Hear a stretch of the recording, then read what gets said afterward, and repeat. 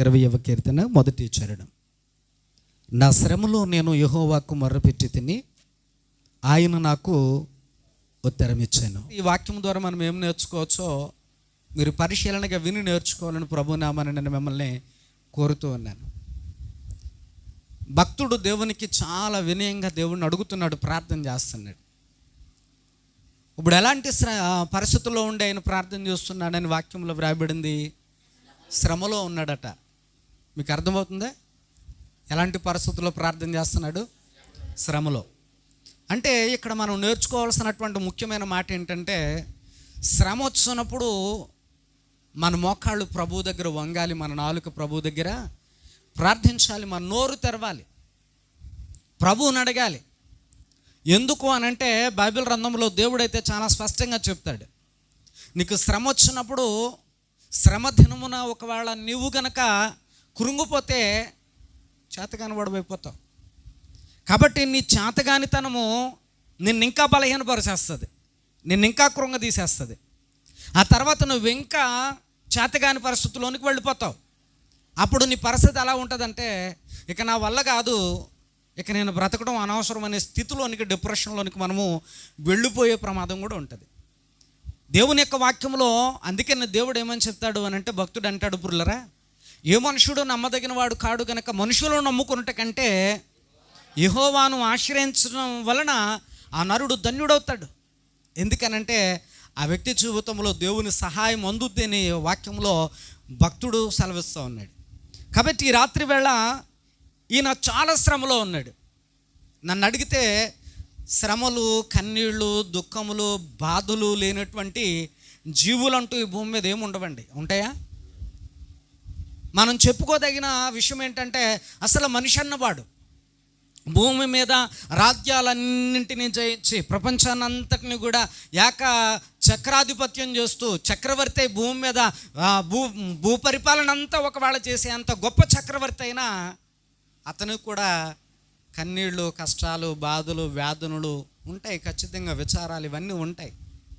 కన్నీళ్లు విడవని మనిషి అంటూ, జీవంటూ ఈ భూమి మీద ఎవరు ఉండరు.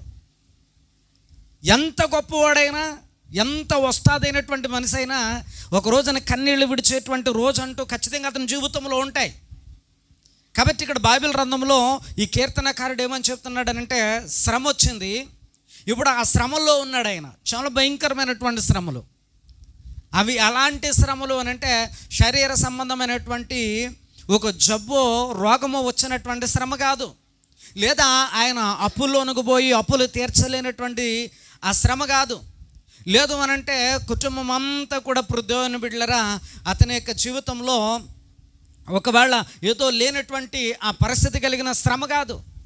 మరి ఇనుకొచ్చినటువంటి శ్రమ ఎట్లాంటి శ్రమ అనంటే, మన జీవితంలోనూ కూడా, మన నిజ జీవితంలో ప్రస్తుతానికి మనం ఉన్నటువంటి మన జీవితంలోనూ కూడా ఎలాంటి శ్రమను మనం ఎదుర్కొంటూ ఉంటాం. అలాంటి శ్రమ వచ్చిందట ఆయనకి. ఎలాంటి శ్రమ అనంటే చూడండి, బైబిల్ గ్రంథంలో దేవుని 7వ చరణాన్ని చదవండి. ఏమని వ్రాయబడింది అక్కడ? నేను కోరున్నది సమాధానమే, అయినను నా మాట నా నోట వచ్చిన తోడనే వారు యుద్ధమునకు సిద్ధమగుదురు అని వ్రాయబడింది. పురులారా, చూసారా? ఇక్కడ విచిత్రం ఏంటంటే, ఇక్కడ భక్తుడు ఏమని చెప్తున్నాడు అనంటే, నేను సమాధానాన్ని కోరుకుంటున్నాను. అతని జీవితం ఎలాగ ఉండాలని కోరుకుంటున్నాడు? సమాధానంగా ఉండాలని కోరుకుంటున్నాడు. మరి అతని జీవితం సమాధానంగా ఉండాలి అని అంటే తన చుట్టూ ఉన్నటువంటి ఆ సమాజం కూడా అతనితో సమాధానంగా ఉండాలి. ఈయన కూడా తన చుట్టూ ఉన్నటువంటి సమాజంతో సమాధానంగా ఉండాలి. ఒకరి మధ్య ఒకరికి సరైనటువంటి సమాధానము, ఒకరి మధ్య ఒకరికి సరైనటువంటి సఖ్యత, ఒకరి మధ్య ఒకరికి ఒక రకమైనటువంటి అండర్స్టాండింగ్ అనేటువంటిది ఏదైతే ఉందో దాన్ని బట్టి మనిషికి సమాధానం అనేటువంటి దొరుకుతూ. పురులారా, బాగా గమనించండి. ఇంకా అర్థమవుతుందా? ఒక ఇద్దరు మనుషులు కలిసి ఒక చోట ఉండాలని అంటే ఆ ఇద్దరు మనస్సులు మాట కలవాలి. కలవకపోతే ఆ ఇద్దరు మనుషులకి ఎప్పుడూ పోరే, ఎప్పుడూ యుద్ధమే, ఎప్పుడూ గొడవే, ఎప్పుడూ సమాధానం లేనటువంటి పరిస్థితి కలుగుద్ది అక్కడ. కాబట్టి ఇద్దరు మనుషులు కలిసి ఒక చోట ఉండాలి అని అంటే ఆ ఇద్దరు కూడా పుల్లరా ఒక మాట మీదకి రావాలి, ఒక మనసు ఆలోచనకి రావాలి, ఒకరికి ఒకరు గౌరవాన్ని ఇచ్చుకోవాలి, ఒకరికి ఒకరు కాంప్రమైజ్ అవ్వాలి, ఒకరి యొక్క విలువలను ఒకరు గౌరవించుకోవాలి. అప్పుడు కానీ పృథ్వీనులారా ఆ ఇద్దరు మనుషులు ఒకే చోట సమాధానంగా అప్పటి వరకు ఉండలేరు. కాబట్టి ఇక్కడ దేవుని యొక్క వాక్యంలో భక్తుడు ఏమని కోరుకున్నాడు అని అంటే, నాకు సమాధానం కావాలి. కాబట్టి నేనేం చేస్తున్నానంటే సమాధానకరమైనటువంటి సంగతుల్ని నేను మాట్లాడుతున్నాను. అందరితోటి కూడా సమాధానమే మాట్లాడుతున్నాను. అందరితోటి కూడా నేను సమాధానంగా ఉండుట కొరకే మాట్లాడుతూ ఉన్నాను. అందరిని కూడా నేను చాలా ప్రేమతోనే పలకరిస్తూ ఉన్నాను, ప్రేమతోనే మాట్లాడుతూ ఉన్నాను. నేను ప్రతి ఒక్కరితోనూ కూడా ప్రేమగా వ్యవహరిస్తూ ఉన్నాను. ఎందుకు అనంటే నాకు వారి యొద్ద నుండి సమాధానం కావాలి. మనం సమాజంలో బ్రతుకుతూ ఉన్నాం కదా పుల్లరా, మనము మనుషుల మధ్య బ్రతుకుతున్నాం కాబట్టి పొద్దున్న లెగిస్తే మనము ముఖముఖాలు చూసుకుని నవ్వుతూ ఒకరినొకరు ఆప్యాయతతో పలకరించుకోవాలి. అదే సమాధానం. పొద్దున్న లెగిస్తే పృథ్వీని బిడ్డలరా, నువ్వు ఒక రకమైనటువంటి ఉత్తరానికి ఒక ముఖం, ఏమండి ఇదిగో దక్షిణానికి ఒక ముఖం, తూర్పుకు ఒక ముఖం, లేదనంటే నువ్వు పడమటకు ఒక ముఖం పెట్టుకుని ఒకరి ముఖాలు ఒకరు చూసుకున్నప్పుడు ముఖాలు మార్చుకుని పృథ్వీని బిడ్డలరా వాళ్ళని చూడగానే ముఖం మూతు 30 వంకరలు తిప్పుకొని మనం పుల్లర ఇలాగా ఒకవేళ జీవిస్తే, అలా చేసిన వెంటనే మన జీవితానికి సమాధానం ఉండదు. ఆ రోజంతా ఒకవేళ అలాంటి వాళ్ళు పొద్దున్నే లేచినంటే మనకు ఎదురయ్యారు అనుకోండి, ఆ రోజంతా కూడా పుల్లరా అసలు మనకు బాగోదు. మన హృదయము అసలు చూడండి సంతోషంగా ఉండదు, సమాధానంగా ఉండదు. అందుకని వాక్యంలో భక్తుడు ఏమని కోరుకున్నాడట, నాకు సమాధానం కావాలి. భక్తుడు అన్నాడు పుల్లరు, బాగా గమనించండి, ఈయన భక్తుడండి. కాబట్టి ఈయన సమాధానం కోరుకున్నాడు, కానీ ఈయనకి సమాధానం దొరుకుతలా. సమాధానం కావాలని కోరుకుంటున్నాడు. కోరుకుని ఏం చేస్తున్నాడంటే నోరు తెరిచి ఆయన సమాధానం కొరకు మాట్లాడుతుంటే చూడండి, ఆయన నోట నుండట మాట వచ్చిన తోడనే యుద్ధం రేగిపోతుందటండి. మీకు అర్థమవుతుందా? ఆయన నోట ఒక మాట వచ్చిన తోడనే యుద్ధం చేసేవాళ్ళు సిద్ధంగా ఉన్నారట. చుట్టూ ఉన్నటువంటి సమాజం ఏ విధంగా ఉందనంటే, ఇతను ఖచ్చితంగా ఏం మాట్లాడినా దాన్ని మనం వంకరగానే ఆలోచిద్దాం. ఇతను ఏం మాట్లాడినా దాన్ని వక్రీకరించేద్దాం. ఈ భక్తుడికి చాలా వ్యతిరేకంగా ఉందట. ఈ భక్తుడికి ఎలా ఉందనంటే సమాజం అంతా కూడా చాలా వ్యతిరేకంగా ఉందట. అందుకని ఇక్కడ వాక్యంలో భక్తుడు ఏమంటున్నాడు అని అంటే, అరే నేను ఏ సమాజం మధ్యలో అయితే బ్రతుకుతూ ఉన్నానో, ఏ మనుషుల మధ్యలో అయితే బ్రతుకుతూ ఉన్నానో, ఏ మనుషులతో నాకు సమాధానం కావాలని నేను కోరుకుంటూ ఉన్నానో, ఆ మనుషులతో నేను సమాధానంగా మాట్లాడినను కూడానట ఆ మనుషులు ఎలా ఉన్నారు అని అంటే, మా నోట ఒక మాట వచ్చిన తోడనే, అది అమ్మ అన్నానా, బాబు అన్నానా, పోనీ ఒకవేళ చెల్లి అన్నానా, లేదనంటే ఎలా గౌరవంగా పిలిచినా కానీ పృథ్వీని బిడ్డలరా చుట్టూ ఉన్నటువంటి ప్రజలు మాత్రము అందులో ఉన్నటువంటి వంకరను వెతుకుతున్నారట పుల్లరా. అందుకనే ఇక్కడ వాక్యంలో భక్తుడు చూడండి, ఆయన ఎలాంటి శ్రమ వచ్చిందంటే ఈయనకి బాగా గమనించాలి. ఈయనకు వచ్చినటువంటి శ్రమ ఎలాంటిదనంటే ఇక ఎవరితో చెప్పుకోలేడు. ఎవరితోనూ అమ్మ మీకు అర్థమవుతుంది, ఎవరితోనూ చెప్పుకోలేడు. ఎందుకనంటే ఎవరితో చెప్పుకున్నా వంకరే. ఇక అదే కదండి ఇక్కడ వాక్యంలో వ్రాయబడింది. ఎవరితో చెప్పుకున్నా, ఎవరి దగ్గరికి వెళ్ళి చెల్లితో చెప్పుకుంటే యుద్ధానికి సిద్ధం అక్కడ చెల్లి. ఒకవేళ వెళ్ళి తమ్ముడితో చెప్పుకున్న ఆడు యుద్ధానికి సిద్ధం అక్కడ. ఒకవేళ ఎవరితో చెప్పుకున్న వాళ్ళు యుద్ధానికి సిద్ధం అక్కడ. ఇంకా ఒకవేళ ఇతను లోకమంతా కూడా, అంటే అతను చుట్టూ ఉన్నటువంటి సమాజం అంతా కూడా ఎలాగుందనంటే పుల్లరా మాట్లాడితే కొట్టేద్దాం. అంతే కదండి. యుద్ధం అంటే ఏంటి? మాట్లాడాడా అసలు ఏం మాట్లాడే తర్వాత కొట్టేద్దాం, ముందేం చేద్దాం మనం, అసలు యుద్ధానికి సిద్ధమైపోదాం అని అట్లాంటి పరిస్థితి ఉందంటే పృథ్వీని బిడ్డలారా బాగా గమనించండి. కాబట్టి ఈయన చాలా భయంకరమైనటువంటి శ్రమలో ఉండిపోయాడు. ఇప్పుడు ఈ శ్రమలో ఉండి ఆయన దేవునికి ప్రార్థన చేస్తున్నాడు, ప్రభు ఇలాంటి శ్రమలో ఇలాంటి పరిస్థితుల మధ్య నాకు నువ్వు తప్ప ఇంకెవరు సాయం చేయలేరు.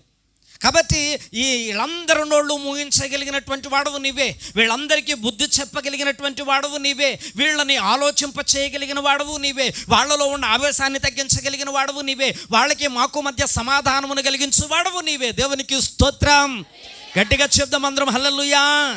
కాబట్టి ఈ విషయాలన్నీ పట్టుకుని ప్రభు పాదాల దగ్గరికి వెళ్ళి అక్కడ పెట్టి ప్రార్థన చేస్తున్నాడు పుల్లరు. బాగా గమనించండి. ఎందుకనంటే నీ బాధ మనుషులకు అర్థం అవ్వకపోవచ్చు, కానీ నీ మనసు పడే బాధ దేవునికి అర్థమవుతుంది కదండి. అర్థమవుతా లేదా? మన మనసు పడేటువంటి బాధ దేవునికి అర్థమవుతుంది. మనం పడేటువంటి మనోవేదన, మనం పడేటువంటి మనోదుఖము, ఇదన్నీ కూడా దేవునికి అర్థమవుతాయి.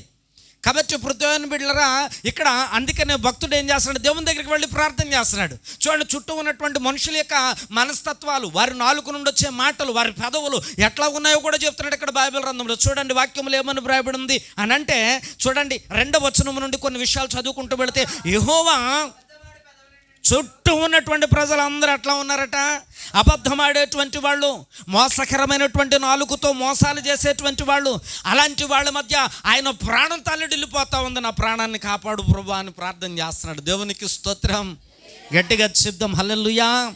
చూడండి ఇంకా వాక్యములో ఏమని వ్రాయబడింది అనంటే, కిందన 6వ వచనములో మనం చదువుకుంటే అక్కడ ఏమని మాట్లాడుతున్నాడు తెలుసా పురులరా, కలహప్రియుని యొద్ద నేను చిరకాలము నివసించువాడను. పురులరా ఆలోచించండి, అంటే బతుకున్నంతకాలం నా బతుకు ఇలాగే కలహాలతో ఉంటుందేమో అనేటువంటి భయం వచ్చేసింది ఆయనకి.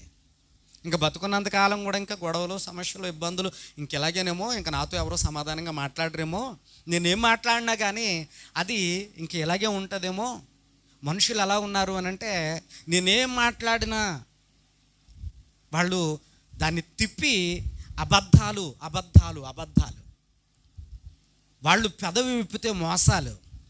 బాగా గమనించండి ఇప్పుడు దేవుని బిడ్డలు. ఇప్పుడు మనం ఏదన్నా చూడండి, చేయరాని ఏదన్నా మన మీద నింద వేసారనుకోండి, చేయరానిది ఏమన్నా మన మీద వేసారనుకోండి, నువ్వు చేయకపోయినా నువ్వు చేసావు అన్నారనుకోండి, మనసుకి ఎంత కష్టం ఉండదు చెప్పండి. కాబట్టి అలాంటి శ్రమలో ఉన్నాడు ఈయన ఒక రకమైనటువంటి మానసికమైన వ్యాధి అది. ఇంకెవరితో చెప్పుకుంటాడు ఇక్కడ, కలహప్రియుని యొద్ద ఒకవేళ నేను నివాసం ఉన్నానేమో, మాట్లాడితే కలహం, మాట్లాడితే గొడవ, మాట్లాడితే యుద్ధం, మాట్లాడితే చాలు ఇంకా అసలు మాట్లాడడానికి వీల్లేదనమాట ఈయన. ఇంకెవరితో చెప్పుకుంటాడు చెప్పండి ఇప్పుడు, మీకు అర్థమవుతుందా లేదా? ఎవరితో చెప్పుకుంటారు ఇప్పుడు చెప్పండి? ఇంకా చెప్పుకోవడానికంటూ ఇంకెవరు లేనప్పుడు ఇంకా ఒకటే ఒక దిక్కు, ఇంకా చెప్పండి, ఇంకా దేవుడే దిక్కు.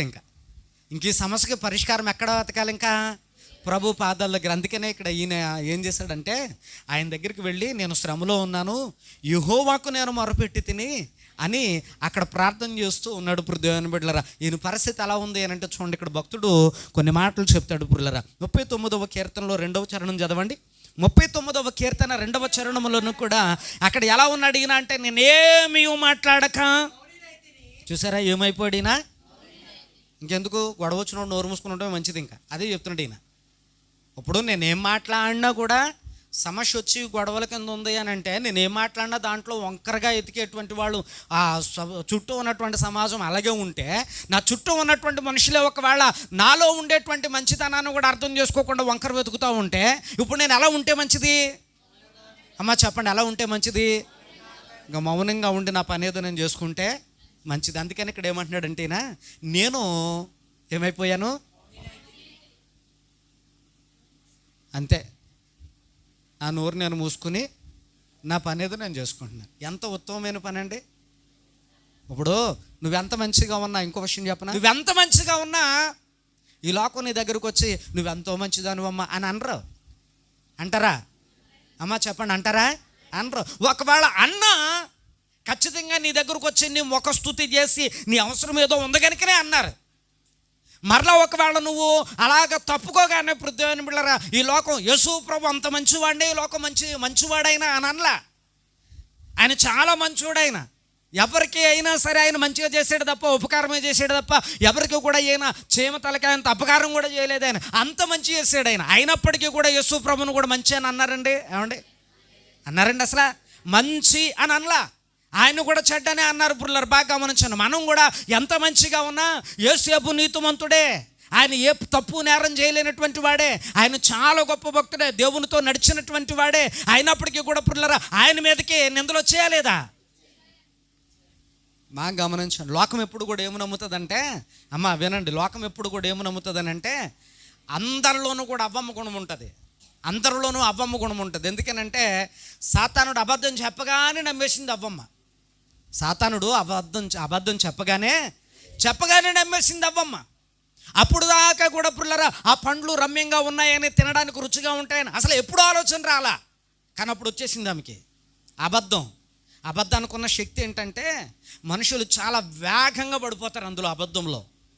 అబద్ధంలో చాలా వేగంగా పడిపోతారు. నిజం నమ్మడానికి మనిషి ఆలోచిస్తాడు కానీ అబద్ధాన్ని నమ్మడానికి క్షణం కూడా ఆలోచించడు. అబద్ధంలో పడిపోతారు మనుషులందరూ కూడా. కాబట్టి ఇక్కడ వాక్యంలో ఇక్కడ భక్తుడు ఏం చెప్తున్నాడు అని అంటే పుల్లారా, నేను మౌనునైపోయాను. ఎందుకనంటే నేను ఎలాగున్నా ఈ లోకం నన్ను చెడ్డదనే చెప్పుకుంటాడు, చెడ్డోడనే చెప్పుకుంటారు. కాబట్టి నన్ను ఇంత ఈ విధంగా మాట్లాడినప్పుడు నేను ఎలా ఉంటే మంచిదనంటే మౌనంగా ఉండడమే మంచిది. దేవునికి స్తోత్రం. గట్టిగా చెప్దాం హల్లెలూయా. బాగా గమనించండి పుల్లారా. అంటే దాని అర్థం ఏంటంటే ఈయన్ని అన్న వాళ్ళని మరలా తిరిగి అనట్లా, ఈయన్ని బాధ పెట్టినటువంటి వాళ్ళని మరలా తిరిగి బాధ పెట్టట్లా. ఒకవేళ ఏదైనా ఒక మాటని ఈయన్ని ఒకవేళ హృదయాన్ని గాయపరిస్తే, నువ్వేమన్నా చూసావా, చూసి పట్టుకున్నావా, నన్ను ఎందుకు ఇలా మాట్లాడుతున్నావు, ఏంటి నేను చేసిన తప్పు అని కూడా అడగట్లా. అడుగుతున్నాడా? అడుగుతాలే. ఆయన ఏమనుకుంటున్నాడంటే, సరే లోకం అలాగే మురుగుతుంది, నా పని నేను చేసుకుంటూ వెళ్ళిపోతాం, లోకం అలాగే మురుగుతుంది, నా పని ఏదో నేను చేసుకుంటూ వెళ్ళిపోదాం అని మౌనం అయిపోయాడట. ఎందుకో తెలుసా అండి? ఎందుకో తెలుసా? ఆకాశం అందున్నటువంటి దేవుడు అన్నీ చూస్తున్నాడు, అందరిని చూస్తున్నాడు.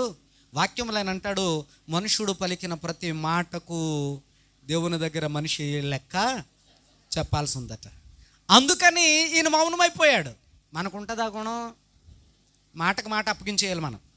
అమ్మా, అసలు మాట పడేటువంటి విధానం లేదు మన దగ్గర. నేను చాలా రోజుల నుంచి మాట చెప్తున్నాను మీతో. మనము ఒకవేళ పడిపోతే, ఒక మాట పడితే ఏదో కొంపలు మునిగిపోయి, ఏమండి మన మీద ఏదో కొండలు రాళ్ళు పడిపోయినంత బాధపడిపోయి ఒక మాట ఎవరన్నా అన్నారనుకోండి, పడే స్థితి మన దగ్గర లేదు. తగ్గింపు గుణం లేదు మన దగ్గర, తగ్గించుకోలేకపోతున్నాం. భక్తుడైతే ఇప్పుడు దేవుని బిడ్డలారా ఏమంటున్నాడు అని అంటే, నేను మౌనం అయిపోయాను. ఇంకా నన్ను ఎంతమంది అనుకున్నా, నన్ను అనుకున్న వాళ్ళందరూ కూడా సచ్చిన శవాన్ని అనుకున్నట్టే. ఇంకా నన్ను అనుకుంటే ఇంకా ఆడదే పాపం. ఆయన ఊరుకున్నాడు అలాగా.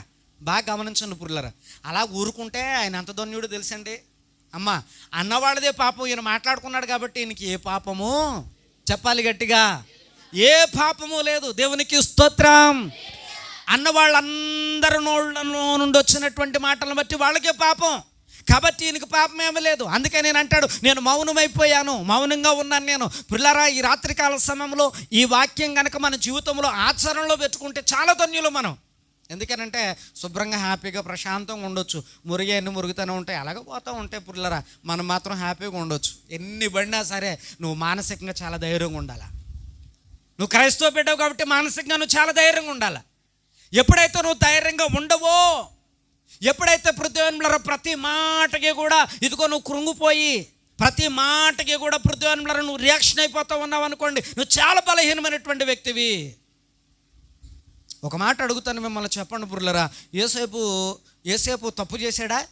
వాక్యంలో వ్రాయబడినటువంటి మాట ప్రకారంగా మనం చదువుకుంటే యేసేపు ఏమైనా తప్పు చేశాడండి? చేయలేదు.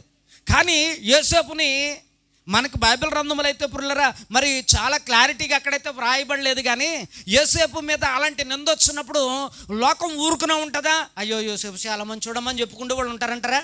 ఒకవేళ చెప్పుకుంటే వాళ్ళు ఉన్నా అక్కడక్కడ ఆయనకు బాగా తెలిసిన వాళ్ళు, ఆయన అంటే బాగా తెలిసిన వాళ్ళు ఎవరో ఒకవేళ ఒకళ్ళిద్దరు యోసేపు అలాంటోడు కాదు మంచోడని చెప్పుకుని ఉండొచ్చు. మరి లోకం ఏమని చెప్పుకుని ఉంటుంది? దేవుడు అందుకనే మాట్లాడుతూ ఉన్నాడు పుర్లరా. బాగా గమనించా, లోకమంతా కూడా ఏమని మాట్లాడుకుని ఉంటారు ఖచ్చితంగా. అసలు యోసేపు ముఖం మీద కూడా మాట్లాడేసి ఉంటారు వాళ్ళు. ఏ తప్పు చేయకోకుండా, ఏమీ చేయకోకుండా ఇతను ఎక్కడ దాకా వచ్చి ఉంటాడా? ఇలా జరిగి ఉంటుందా? కానీ యోసేపు ఏమన్నా ఎవరి మీద తిరుగుబాటు చేశాడండి? అమ్మా చెప్పాలి, యోసేపు ఎవరినన్నా అన్నాడా?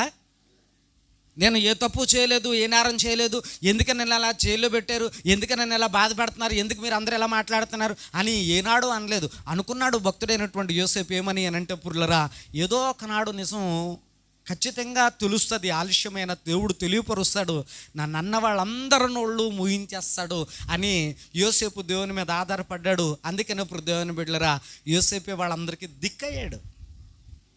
మనకలాగా మాటకు మాట సమాధానం చెప్పేసి మనకలాగా పృథ్వీని బిడ్డలరా కింద మీద పడిపోయి ఎగిరెగిరి పడిపోతే యోసేపు గొప్పవాడు అయ్యి ఉండేవాడు, యోసేపు ధన్యుడు అయ్యి ఉండేవాడు కాదు ఖచ్చితంగా. అందుకని ఈ రాత్రి దేవుని యొక్క వాక్యంలో దేవుడు అందుకనే చెప్తున్నాడు, నేను మౌనంగా ఉన్నాను అంతే. ఎవరేమనుకున్నా సరే నేను మౌనంగా ఉంటాను. అనుకొని నా నీతి దేవునికి కనబడితే చాలు. దేవునికి స్తోత్రం. యేసుప్రభు ఎంత నీతిమంతుడో, కానీ లోకం ఒప్పుకుందా నువ్వు నీతిమంతుడు అని? చెప్పరే, ఒప్పుకోలేదు. అందుకనే దేవుని యొక్క వాక్యంలో నేను శ్రమలో ఉన్నాను ప్రభువా. ఎందుకు శ్రమలో ఉన్నాను అని అంటే, ఏ మనుషుల మధ్య బ్రతుకుతున్నానో ఆ మనుషుల మధ్య నాకు సమాధానం లేదు. ఏమి లేదు? సమాధానము లేదు. ఆ సమాధానము లేని కారణము చేత నా హృదయం చాలా శ్రమ పడుతూ ఉంది. అందుకనే ఆ మాటల బారి నుండి నా ప్రాణాన్ని కాపాడు. బాగా గమనించాలి. ప్రాణం పోవడానికి ఇంత మాట చాలు. తెలుసా మీకు ఆ మాట? ప్రాణం పోవడానికి ఇంత మాట చాలు. ఇంత మాట ఒక మనిషిని విచక్షణ కోల్పోయి, ఆలోచన కోల్పోయి, ఆవేశంతో పోయి చచ్చిపోయినటువంటి వాళ్ళు బోళ్ళంతమంది ఉన్నారు. పొద్దున్న లెగిస్తే పేపర్లో బోళ్ళని అలాంటివి చదువుతూ ఉంటాం. తెలుసా అండి? అలాంటివి బోళ్ళని చదువుతూ ఉంటాం పుర్లరా. మీరు గతంలో చూశారు కదా. బాగా గమనించండి పురుద్దేవనంలరా. కొత్తగా పెళ్ళయిందట, భర్తని సినిమాకి తీసుకెళ్ళు అని అడిగిందట తన భార్య. పిల్ల ఏమండి, ఆ అమ్మాయి భార్య ఆ కుర్రని అడిగిందంట. సర్లే వెళ్దాంలే రేపు అన్నాడట. గబాబుకి వెళ్ళి కాలువలో దూకేసిందట. అందులో ఏ తప్పు ఉందండి? అమ్మ చెప్పండి, అందులో ఏం తప్పు ఉంది? తప్పేమన్నా ఉందా? పాపం ఈయనకి ఏం ఖాళీ లేదు, అర్థం చేసుకోవాలి కదా. వెళ్ళిపోయి కాలువలో దూకేసిందట. ఆవిడ దూకేసింది, అది ఎక్కడ చచ్చిపోతే నన్ను చంపేస్తారని ఈయన దూకేసాడు. బాగా గమనించాను. బతికేర్లే. దేవుని యొక్క వాక్యం ఏం చెప్తుందనంటే, బైబిల్ గ్రంథంలో దేవుని యొక్క వాక్యాన్ని మనం బాగా మన జీవితంలో అవలంబించగలిగితే కనుక హృదయాన్ని బిడ్డలరా, లోకం ఏమనుకుంటుందో మనం పక్కన పెడదాం, కానీ మన నీతి దేవునికి కనపడుతుందా లేదనేటువంటిది పరిశీలన చేసుకుందాం. మనం దేవునికి నీతిమంతులమై ఉంటే, దేవుని ఎదుట నీతిమంతులమై ఉంటే, అన్న వాళ్ళందరి నోళ్ళను ఎలా మూయించాలో నీకు తెలియకపోవచ్చు. అన్న వాళ్ళందరి నోళ్ళు మూయించడానికి నీ శక్తి చాలకపోవచ్చు. అన్న వాళ్ళందరి నోళ్ళు మూయించడానికి నీ బలం చాలకపోవచ్చు. అన్న వాళ్ళందరి మీదకి నువ్వు వెళ్ళి వాళ్ళతో యుద్ధం చేసేటువంటి ఆలోచన విధానము నీ వల్ల కాకపోవచ్చు. కానీ దేవునికి బాగా తెలుసు ఎవరినోళ్ళు ఎలా మూయించాలో. దేవునికి బాగా తెలుసు దేవుని బిడ్డలారా. అందుకని ఇక్కడ నేను మౌనంగా ఉన్నాను ప్రభువా. అంతా నువ్వు చూసుకుంటావు, అంతా నువ్వు చూసుకుంటావు. నేను శ్రమలో ఉండడం నువ్వు చూసుకుంటున్నావు. ఆ శ్రమ ఎందుకు వచ్చిందో నువ్వు చూసుకుంటున్నావు. నా హృదయం, నా ప్రాణం ఎంత తల్లడిల్లిపోతుందో నువ్వు చూసుకుంటున్నావు ప్రభువా. కాబట్టి నువ్వు చూసుకుంటావని వదిలేసాను. నేను కలహప్రియుని యొద్ద ఉన్నాను నేను. అందుకని మౌనంగా ఉండిపోయాను. మాట్లాడితే గొడవ కింద ఉంది ఇక్కడ. కాబట్టి నేను మౌనంగా ఉన్నాను ప్రభువా అని చెప్పి ఆయన ఎంత జాగ్రత్త పడుతున్నాడో చూడండి దేవుని బిడ్డలు. క్రైస్తవ బిడ్డలుగా ఈ విషయం మనం ఎందుకు నేర్చుకోవాలనంటే, ఈ భక్తుడిని చూసి మనం ఎందుకు నేర్చుకోవాలనంటే పుల్లరా, కొన్ని మార్లు ఇలాంటి సందర్భాలు కూడా మన జీవితంలో ఎదురవుతాయి. కొన్ని మార్లు కాదండి, అనేకమైన మార్లు ఎదురవుతాయి. నా జీవితంలో నేను చాలా ఎదుర్కొంటూ ఉంటాను ఇలాంటి మాటలు. అయినప్పటికీ కూడా మనం మౌనంతో, ఓర్పుతో, సహనంతో ముందు కొనసాగిపోతే ఖచ్చితంగా మనమే ధన్యులమవుతాం. నమ్మితే దేవునికి స్తోత్రం. గట్టిగా చెప్పాలి హల్లెలూయా.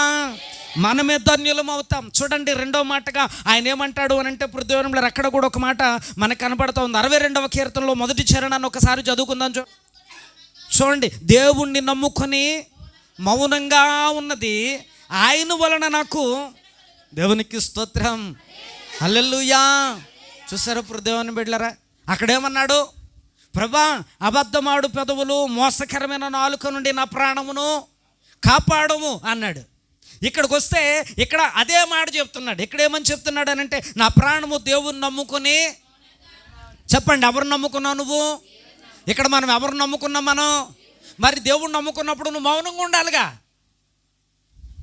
ఉన్నావు మౌనంగా? వాళ్ళు అన్నప్పుడు నువ్వు మౌనంగా ఉండి సహించుకుని దేవునికి అప్పగిస్తే, అప్పుడు దేవుడు వచ్చి దేవుడు కలగ చేసుకుంటాడు. నా బిడ్డని ఎందుకు అంటున్నావు నువ్వు, నీ ఇష్టం వచ్చినట్టు ఎలా మాట్లాడుతున్నావు ఏంటని ఆయన ఎలా బుద్ధి చెప్పాలో ఆయన ఎలా బుద్ధి చెప్తాడు ఆయన. అలా కాకోకుండా ఇక్కడ కనుక పుల్లరు మనమే మాటకు మాట అప్పగించేసి, మనకు మనమే పృథ్వీలో కత్తో కర్రో పట్టుకుని రా అన్నామనుకోండి, ఇంకా మనమే ఆ విధంగా తయారైతే, మనమే ఆ విధంగా మనము బయలుదేరితే, ఇంకా మన పక్షాన ఆయన ఎందుకు వస్తాడు?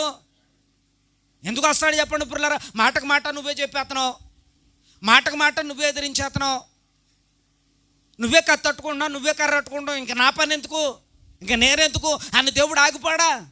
కాబట్టి ఇక్కడ బైబిల్ గ్రంథంలో భక్తుడు అందుకనే చెప్తున్నాడు, ఇక్కడ ఏంటి అని అంటే పురులరా, అయ్యా నేను అబద్ధమాడు మనుషుల మధ్యలో ఉన్నాను, మోసపూరితమైన మనుషుల మధ్యలో ఉన్నాను, నేను మాట్లాడితే చాలు నా మాట గిట్టని మనుషుల మధ్యలో ఉన్నాను, నా మనసు కలవని వారి మధ్యలో ఉన్నాను, ఇదిగో నేను ఏం మాట్లాడినా దాన్ని వక్రీకరించేటువంటి మనుషుల మధ్యలో ఉన్నాను, నేను ఏం మాట్లాడినా దాంట్లో వంకర వెతికి తప్పులు వెతికేటువంటి మనుషుల మధ్యలో ఉన్నాను, నేనేం మాట్లాడినా ఇదిగో యుద్ధము అంటూ ఉన్నారు ప్రభువా. అలాంటి మనుషుల మధ్యలో, అలాంటి సమాజం మధ్యలో అయ్యా నేను ఇదిగో నీ కొరకు ఎదురు చూస్తూ ఉన్నాను కనుక నేను ఇదిగో మౌనంగా ఉన్నాను ప్రభా.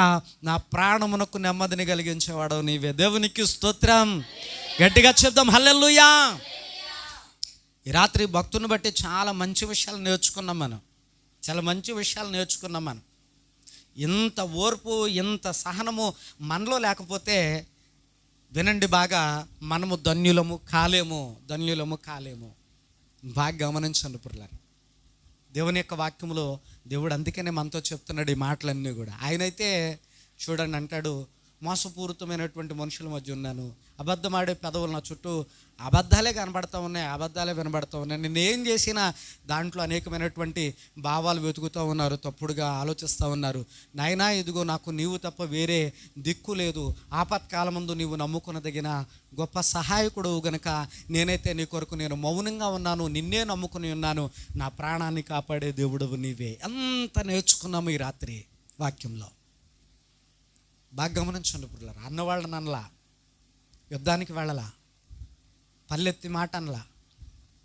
వాక్యంలో భక్తుడు ఏం చెప్పాడు అని అంటే దేవునికి తీర్పు తీర్చడానికి అవకాశం ఇచ్చాడు.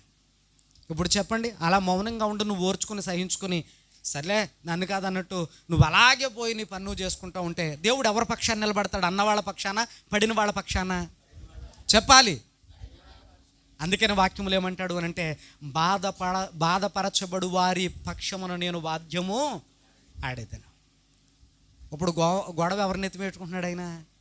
ఆయన నెత్తి మీదే పెట్టుకుంటున్నాడు. నువ్వు ఎప్పుడైతే మౌనంగా ఉంటావో నిన్ను గురించి ఆయన ఎత్తుకుంటాడు గొడవ. మరి ఆయనతో వాద్యం అంటే ఎలా ఉంటుంది చెప్పండి? అసలు ఆయనతో గొడవ అంటే ఎలా ఉంటుంది అమ్మా? అసలు దేవునితో గొడవ అంటే ఎలా ఉంటుంది? మామూలుగా ఉంటుందా? నీ శక్తి సరిపోకపోవచ్చు, కానీ దేవుని శక్తితో పోరాడేటువంటి బలవంతులు లోకంలో ఎవరైనా ఉన్నారా?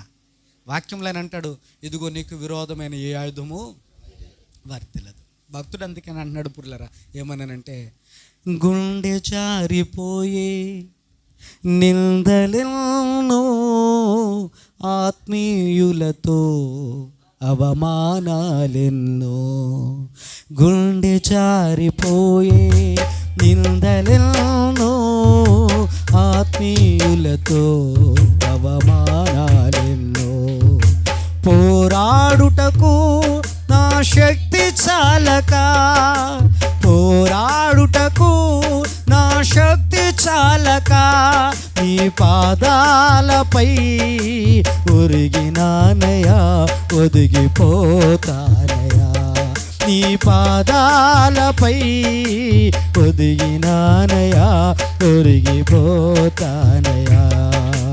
నా జీవితానికి యజమానుడా నేను మాత్రమే కొలుతునేసయా. పాడదామందరము. నా జీవితానికి యజమానుడా నిన్ను మాత్రమే యేసయ్యా. నిత్య మహిమలో నిన్ను చేరే వరకు నా స్తుతి యాగమో ఆపనేసయ్యా. నిత్య మహిమలో నిన్ను చూచే వరకు నా స్తుతి యాగమో ఆపనేసయ్యా. నా జీవితానికి యజమానుడా నిన్ను మాత్రం కలుతునేసయ్యా. నా జీవితానికి యజమానుడా నిన్ను మాత్రం కొలుతునేసయ్యా. కన్నీటిలోయ ఆవేదనల ఛాయ లోకపు మాయ నీ తాళలేనయా. చెప్దాం.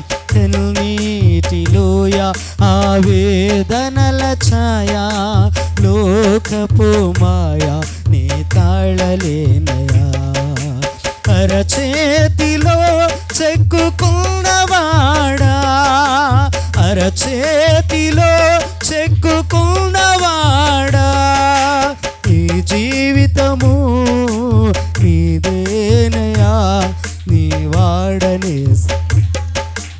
ఈ జీవితము నీదేనయా, నీ వాడనేసయా, నా జీవితానికి యజమానుడా, నిన్ను మాత్రమే కొలుతునేసయా, నా జీవితానికి యజమానుడా, నిన్ను మాత్రమే కొలుతునేసయా, పోరాడుటకు నా బలము చాలక, పోరాడుటకు నా శక్తి చాలక, పోరాడుటకు నా వల్ల కాక, పోరాడుటకు నా బలము చాలక, నీ పాదాలపై ఒరిగినానయా, ఒదిగిపోతానయా, నీ పాదాలపై ఒదిగినానయా, ఒరిగిపోతానయా. దేవునికి స్తోత్రం. చూస్తారా, భక్తుడు దేవునికి సరెండర్ అయిపోయాడట. చూడండి, ఈయన మీదకి వచ్చినటువంటి మామూలుగా కాదు. ఆయన అంటాడు, గుండె జారిపోయే నిందలెన్నో, ఆత్మీయులతో అవమానాలెన్నో, పోరాడుటకు నా బలము చాలక, పోరాడుటకు నా బలము చాలక, నీ పాదాలపై ఒరిగినానయా, ఒదిగిపోతానయా. దేవునికి స్తోత్రం. చూడండి, భక్తుడు దేవునికి ఎంత అప్పగించేసుకున్నాడు తనను తాను, అవునా కాదా? గట్టిగా మాట్లాడండి. దేవునికి అప్పగించేసుకున్నాడు. అయ్యా, నేను పోరాడలేను, ఈ మాటలు నేను అనలేను, వాళ్ళతో నేను సమానం కాలేను, అలాంటి మాటలు నాకు రావు బాబు, కాబట్టి నేను పోరాడుటకు నా శక్తి చాలక, నా బలము చాలక, నా వల్ల కాక నేను నీ పాదాల దగ్గరకు వచ్చి నీ పాదాల మీద ఒరిగిపోయాను నాయనా, నేను నీ పాదాల దగ్గర ఒదిగి ఉంటాను తండ్రి, నా కన్నీళ్ళు తుడిచేవాడవు నీవు, నా ప్రాణానికి నెమ్మదిని కలిగించేవాడవు నీవు, ఏదైతే నా సమాధానం లేదనుకుంటున్నానో ఆ సమాధానాన్ని అనుగ్రహించేవాడవు నీవు అని భక్తుడు దేవుని పాదాలు పట్టుకుని దేవునికి ప్రార్థన చేస్తూ అంటాడు, నేను శ్రమలో యెహోవాకు మొర్రపెట్టేదని. ఈ రాత్రి ఒక మాట బాగా ఆలోచించాయి. నీ జీవితంలోనూ కూడా ఎలాంటి ఎదుర్కొని ఉంటున్నావు? ఖచ్చితంగా ఎదుర్కొని ఉంటున్నావు. నువ్వు నిన్ను కూడా అనేవాళ్ళు ఎదురవుతున్నారు. ఎదురైనప్పుడు నువ్వు ఓర్చుకుంటున్నావా? లేదు అని అంటే వాళ్ళతో పాటు ఎగిరెగిరి పడుతున్నావా? ఓర్చుకుంటే నీ పక్షాన దేవుడు యుద్ధం చేయడానికి, వాద్యం ఆడడానికి వస్తాడు.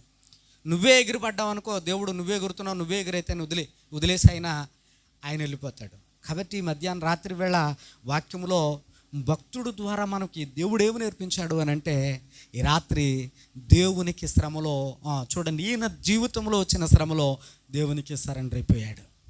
ఈ రాత్రి ఇప్పుడు దేవుని బిడ్డలరా, ఒకవేళ లాంటి పరిస్థితి నీ జీవితంలో ఎదురైతే, నీ బలము చాలకపోవచ్చు, నీ వల్ల కాకపోవచ్చు, శక్తివంతుడైన వాడు నీ పక్షాన్ని నిలబడడానికి సిద్ధంగా ఉన్నాడు. అలాంటి వాని పక్షానికి వెళ్ళి నువ్వు నిలబడితే, లోకమంతా ఒక పక్క ఉండి నువ్వు ఒంటరిగా ఒక పక్కనున్నా, యోసేపును గెలిపించిన మాదిరి దేవుడు నిన్ను కూడా గెలిపిస్తాడు. లోకాన్ని ఓడించి, లోకం మీద జయాన్ని కలిగించి దేవుడు నిన్ను నిలబెట్టుకుంటాడు. ఈ రాత్రి ఇప్పుడు దేవుని బిడ్డలరా, ఒకవేళ నీ జీవితంలో ఎలాంటివి ఎదురై ఉండొచ్చు, ఆ సమయాల్లో నువ్వు ఓర్చుకునే గుణం, ఆ మనసు, ఆ ఆలోచన ఈ రాత్రి నీలో ఉంటే దేవుడిని పక్షమందు ఉండడానికి ఇష్టపడుతున్నాడు. మరి ఈ రాత్రి అలాంటి పరిస్థితి వచ్చినప్పుడు నీ కన్నీళ్లు పట్టుకుని ప్రభు దగ్గరకు వస్తావా? నీ వేదనతో నిండిపోయిన నీ హృదయాన్ని బట్టి ప్రభు పాదాల దగ్గరకు వస్తావా? అయ్యా, నేను వస్తానయ్యా, నీకు సరెండర్ అయిపోతాను, నేను అట్లా వ్యక్తిని, అలాంటి వ్యక్తినే ఉండను ఆయన, నాకు అలాంటి మాటలు నేను మాట్లాడను ప్రభా, అంతా నువ్వు చూసుకుంటావని నేను నీ దగ్గరకు వచ్చేస్తాను ప్రభా అంటావా? అయితే రండి, మనం అందరం కలిసి ఒక నిమిషం ప్రభు పాదాల దగ్గర మనం ప్రార్థన చేస్తూ ప్రభుకి సరెండర్ అయిపోదాం. అయ్యా, నన్ను జ్ఞాపకం చేసుకుని ఆయన, నా మనసు పడే వేదన, నేను కలిగి ఉన్న నా మనోదుఖం, నా ప్రాణం ఎంత అల్లాడిపోతూ ఉందో, ఎంత వేదన చెందుతూ ఉన్నానో, నా హృదయం ఎంత నలిగిపోతూ ఉందో. అయ్యా, నేను చేయరానివి చేశానని, నేను అనలేనివి అన్నానని, అయ్యా ఇదిగో నన్ను అనేక విధాలుగా బాధ పెట్టేవారు నా చుట్టూ ఉన్నా,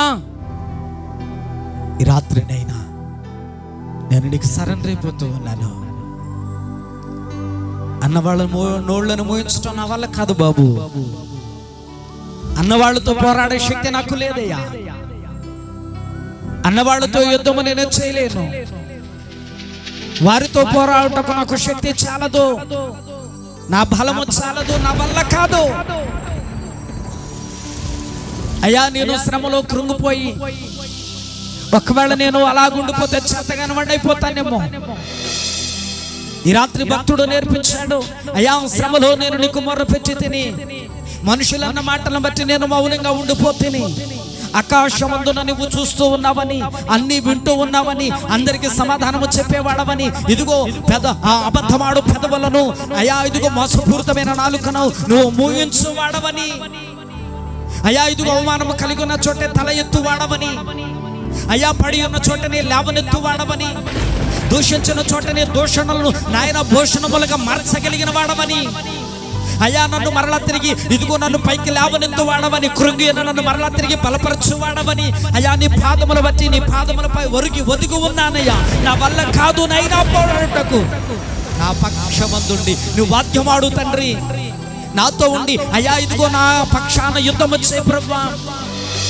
అయ్యా ఇదిగో నేను కలహ ప్రియుని యొద్ద ఉన్నానేమో, నా నోట నా ఒక్క మాట పలికిన తోడనే యుద్ధము కలుగుచు ఉన్నది. అయ్యా నా మాటల వలన ఇదిగో నా ప్రభు అనేకులకు నాయన ఇదిగో యుద్ధము రేపుచు ఉన్నారు గనుక నాయన నాకు సమాధానము కావాలి, అయ్యా నాకు సంతోషము కావాలి, అయ్యా నాకు నెమ్మది కావాలి. నా ప్రాణము నాలో తల్లడిల్లుతా ఉంది, అయ్యా నా ప్రాణము నాయన నాలో కృంగిపోతా ఉంది. నన్ను జ్ఞాపకం చేసుకొని భక్తుడు ప్రార్థన చేస్తూ ఉన్నాడు. పుల్లరా మౌనంగా ఉండిపోయాడట, ఒక్క మాట కూడా మాట్లాడుకోకుండా మౌనంగా ఉండిపోయాడట. ఆ మాటలన్నీ వింటూనే మౌనంగా ఉండిపోయాడట. కారణం ఏంటో తెలుసా? యుద్ధం చేయడం నీ పని కాదు, తీర్పు తీర్చడం నీ పని కాదు. పిల్లరా, యుద్ధం చేయడం నీ పని కాదు, తీర్పు తీర్చడం నీ పని కాదు, పగ తీర్చుకోవడం కూడా నీ పని కాదు. అన్నిటికీ సమాధానం దొరికే రోజు వస్తుంది. నువ్వు తల ఎత్తుకుంటూ ఒక రోజు వస్తుంది, నువ్వు సంతోషించే రోజు వస్తుంది, నువ్వు సమాధానంతో నీ హృదయం అంతా నిండిపోయిన రోజు వస్తుంది, నీ కళ్ళల్లో ఆనందం నిండే ఒక రోజు వస్తుంది. ఆ రోజు నువ్వు తల ఎత్తుకుని నిలబడతావు. దేవుడు నీకు విజయాన్ని ఇస్తాడు, దేవుడు నిన్ను బలపరుస్తాడు. నిన్ను తగ్గించుకుంటే ఏమైపోయింది? నిన్ను నువ్వు తగ్గించుకుంటే ఏమైపోయింది? దేవుడు అదే కదా మనకు నేర్పించాడు. వాక్యములు ఆయన అంటాడు కదా, తనను తాను తగ్గించుకుంటే నేనే హెచ్చిస్తాను వాళ్ళని అన్నాడు. పిల్లరా, అన్నారు కదా అని ఒక మాట మనం పడితే తప్పు చేసినట్టు కాదండి.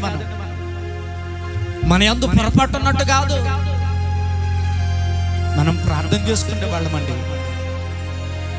మంచి అయినా దేవునికి ప్రార్థన చేస్తాం. మనకు చెడు జరిగిన ప్రభు చెడులో నుండి కాపాడు ప్రభు అని ప్రభు పాదాలు పట్టుకుంటాం. మనం అన్నవాళ్ళని అనిస్తే మనం క్రైస్తవులు ఎలాగవుతాం? మన నోరే మన కంట్రోల్లో ఉండకపోతే మనం ఎలా క్రైస్తవులం అవుతాం? మాటకు మాట మనమే సమాధానం చెప్పిస్తే మనం క్రైస్తవులం ఎలాగవుతాం? దేవుడు మనకు ఓర్పు కదా నేర్పించింది, సహనం కదా నేర్పించింది, ప్రేమ కదా నేర్పించింది. ఒక మాట పడితే ఏంటి నీకు నష్టం? ఏంటి నీ జీవితంలో ఒరిగిపోయేది, నష్టపోయేది? నీ కొంపలు మునిగిపోయేది ఏముంది? పుర్లరా, నువ్వే రీతిగా ఉన్నా మంచి అని చెప్పది లోకం. నువ్వెంత మంచిగా ప్రవర్తించినా నీ మంచిని పొగడది లోకం. పెడితే ఆ పూటకి పెళ్లి కోరతారు, పెట్టకపోతే ఆ తర్వాత రోజున చావు కోరతారు. ఈ లోకం అట్లాంటిది. యేసు ప్రభు అంతటి వాడే, ఆయన మంచి దేవుడు అని చెప్పారు ఆ లోకం. ఈ రాత్రి కాల సమయంలో నీ నీతి దేవుని కనపడితే చాలదా? నువ్వెంత నమ్మకం ఉన్నావో దేవుని కనపడితే చాలదా? నీ భక్తి ఏంటో దేవుని కనపడితే చాలదా? బాగా ఆలోచించండి పిల్లరా. యేసేపు అన్నీ ఓర్చుకున్నాడు, అన్నీ సహించుకున్నాడు. ఏనాటికైనా దేవుడు నాకు విజయాన్ని ఇస్తాడు, దేవుడు నన్ను గెలిపిస్తాడు, దేవుడు నా పక్షమందుండి ఆయన వాద్యమాడతాడని నమ్మాడు. అందుకనే యోసేపు గెలిచాడు. ప్రాకారం మీద ఫలించిన కొమ్మగా ఆయన లోకానికి పరిచయం అయ్యాడు. యోసేపు నీతిమంతుడయ్యాడు. లోకం తెలుసుకుంది. బుర్లరా, లోకం తెలుసుకొని దేవుడు ఒకరోజు తెలియపరుస్తాడు. నువ్వు మౌనంగా ఉండి ప్రార్థించాలి. నువ్వెవరితో యుద్ధానికి వెళ్ళొద్దు అన్నారనుకో, సర్లే దేవుడు చూసుకుంటాడని తలదించుకుని వెళ్ళిపో. బాధ పెట్టారనుకో, ప్రభా నువ్వు చూసుకుంటావు తలదించుకుని వెళ్ళిపో. ఒకవేళ నీ మీద నిందలు పెట్టారనుకో, ప్రభా ఈ అబద్ధమో లేదో నీకు తెలిసిన ఆయన నువ్వు చూస్తలేదా అని దేవునికి అప్పగించి వెళ్ళిపో. అన్ని చూస్తున్న దేవుడు, అన్ని గమనిస్తున్న దేవుడు నీ పక్షమందే నిలబెడతాడు. నీ విరోధులతో ఆయన పోరాడతాడు. నిన్ను గెలిపించి నీ తల ఎత్తుకునేలాగా చేసి ఏడ్చిన కళ్ళల్లో సంతోషాన్ని, కురుంగిపోయిన గుండెల్లో ఆనందాన్ని, వ్యాధిని కలిగిన మనసులో గొప్ప సమాధానాన్ని కలిగిస్తాడు ఆయన. అందుకనే ఆయనతోనే చెప్పేమున్నా ఆయనతో మాట్లాడు, ఆయన దగ్గరికి రా, ప్రార్థన చేద్దాం.